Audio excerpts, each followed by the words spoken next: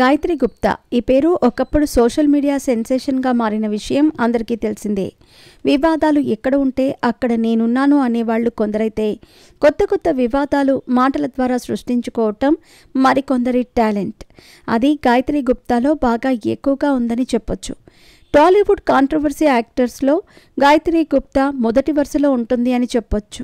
Short films ద్వారా career మొదలుపెట్టిన గాయత్రి ఆ తర్వాత నెమ్మదిగా సినిమాల్లో చిన్న చిన్న రోల్స్ చేస్తూ మంచి గుర్తింపుని తెచ్చుకుంది. ముఖ్యంగా ఫిదా సినిమాలో సాయి పల్లవి ఫ్రెండ్గా నటించి ఫేమస్ అయింది.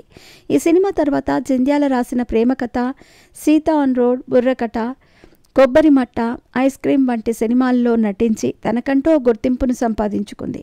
ఇక సినిమాల్లో వచ్చిన పేరును వివాదాల్లో పోగొట్టుకుంది.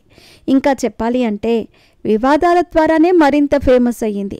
ఇండస్ట్రీలో కాస్టింగ్ కౌచ్ ఉంది అని చాలా బోల్డ్గా మాట్లాడి అప్పట్లో సెన్సేషన్ సృష్టించింది. అంతేకాకుండా బిగ్ బాస్లోకి వెళ్లాలంటే ఖచ్చితంగా యాజమాన్యంతో ఒక రాత్రి గడపాలని, అలా తనను గడపమని చాలా వేధించారని సంచలనమైన వ్యాఖ్యలు చేసి మరింత రచ్చ చేసింది. ఆ విమర్శల తర్వాత అమ్మడిని ఎవరూ పట్టించుకోలేదు. ఇక ఇవన్నీ పక్కన పెడితే గత కొంతకాలంగా ఆమె అనారోగ్య సమస్యలతో బాధపడుతుందని చెప్పుకొచ్చింది. ఒక వింత వ్యాధితో బాధపడుతున్నట్టు తెలుపుతూ చికిత్స కోసం డబ్బులు కావాలని కూడా కోరింది. నెలకు 1-2 ఇంజెక్షన్స్ చేయించుకోవాలని, వాటికి లక్షల్లో ఖర్చవుతుందని, తనపై దయ ఉంచి సహాయం చేయవలసిందిగా ఆమె సోషల్ మీడియాలో కోరింది. ఆ తర్వాత నుంచి ఇప్పటి వరకు ఆమె ఎక్కడా కనిపించింది లేదు. ఇక తాజాగా ఒక ఇంటర్వ్యూలో గాయత్రి మరో బాంబు పేల్చింది. తాను పాన్సెక్సువల్ అని చెప్పుకొచ్చింది. పాన్సెక్సువల్ అంటే ఏ జెండర్ పైన అయినా కోరికలు కలగటం. సాధారణంగా అమ్మాయిలు అబ్బాయిలను చూసి ఆకర్షితులవుతారు. అబ్బాయిలకు అమ్మాయిల మీద కోరికలు పుడతాయి. ఇది సహజం. అయితే ఈ మధ్యకాలంలో అబ్బాయిలకు అబ్బాయిల మీద, అమ్మాయిలకు అమ్మాయిల మీద కోరికలు పుడుతున్నాయి.